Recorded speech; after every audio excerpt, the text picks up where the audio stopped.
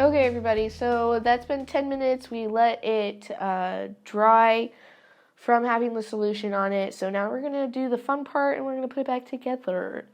So we'll start with the little peanut clipper. It's pretty easy to put this one together. It was easy to take apart. You're just going to put the padding back on here behind this piece. This has a little knob right here that you're going to put on there, and then you're just going to pop it shut. And then I like to test it and just make sure that they're working right. So plug that in, and they work good. Alrighty, so then we'll do the beast. This one's a little bit more difficult to put together. So putting it back together, you're just going to take this and put it back on there. Make sure it's tucked in there pretty good.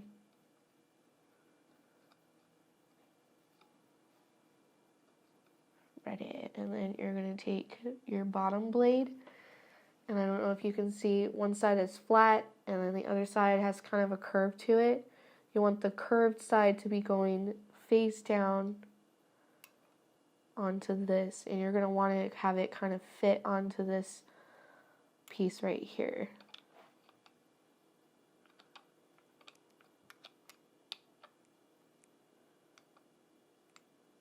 So you're going to let it kind of just float there.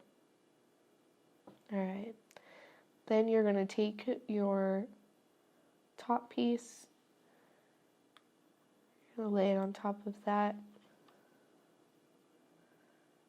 and you're going to line it up with your screws, your screw holes.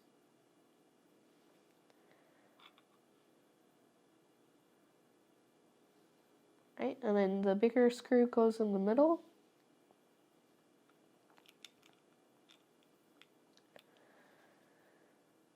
You're going to screw that one in, not all the way though, just to hold it, because you still want to be able to move it around to adjust it the way you need to.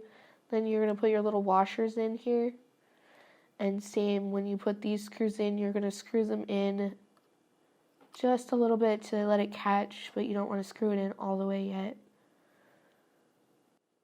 Try to get it to catch. Alright. There we go.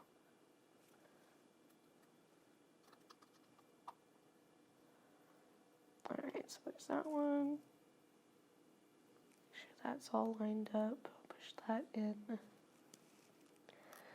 And then with this one, you're going to let it catch. You're going to go back to the middle. You're going to tighten that one. You're going to go back to the other side, and you'll tighten that one all the way. You don't want it to be so tight that it strips it, or you can't move it a little bit. Alrighty. So here's the next part that you're going to do. You want to readjust the blade. How you're going to do that. This one's actually pretty straight. So when you turn it on, I don't know if you can see it. Can you see the blade through right here? How it's straight. Both of the blades are straight. That's what you want. So when you turn it on, you don't want it to sound super loud. And how you're going to do that is you're going to adjust this right here with your screwdriver. So I'm going to plug it in.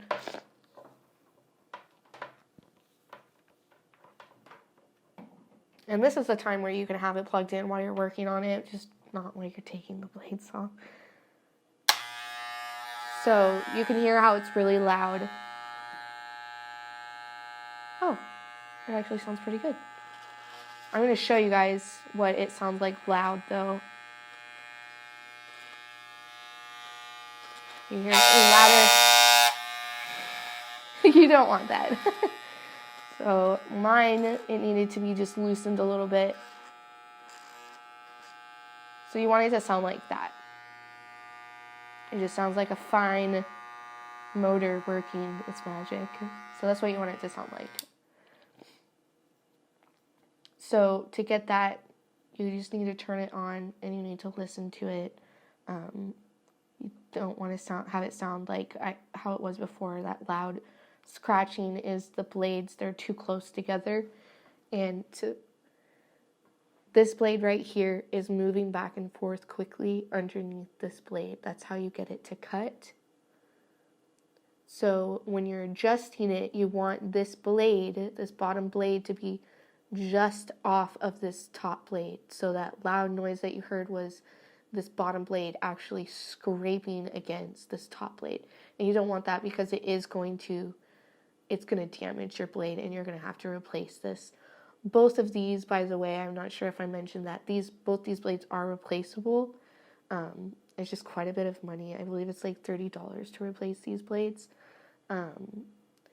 So keeping them clean, keeping them lubricated is really important. Making sure that they're balanced properly is really important, to have nice working clippers and clippers that aren't going to pull people's hair, and it's not going to get caught on people's hair while you're cutting it. So that's how you clean your clippers. I hope that was informational. Hope you got a little bit out of that. It is really important to clean your clippers because these aren't cheap, and I don't want you guys having to buy new clippers every single time they kind of poop out on you. So that's how you clean your clippers. That's how you take care of them. The next thing that we're going to do are the scissors. Mine are pretty dirty right now, but what you're going to do basically is you're just going to get all of the hair, all of the loose pieces of hair off. I use this again. You're going to make sure, you're going to open them and close them to make sure that you get underneath the blades up here. You're going to turn them over because there's both sides. And just make sure you get everything off. And then with these, I'm not sure if you guys have seen scissors like these before. You probably have. These are thinning shears. These are your notches. So when you cut the hair that's in the notches aren't being cut. So it cuts thickness and bulk out of your hair when you're cutting it. So you just want to make sure all of the hair is off. And then again, you're going to take your clipper side and you're just going to spray both sides, and you're going to let them sit for 10 minutes. And then you're going to wipe them off, the excess off, and then you're set to go, and they're all clean. So that's how you clean your tools, guys. The scissors are pretty simple, so we don't need to come back and show you guys. You're just going to wipe the blades off, and they'll be good to go. So that's how you clean your tools. I hope that was helpful and informational. If you guys have any questions, you can always ask me. But that is all that I have for now. So thanks, guys, for watching, and we'll see you next time.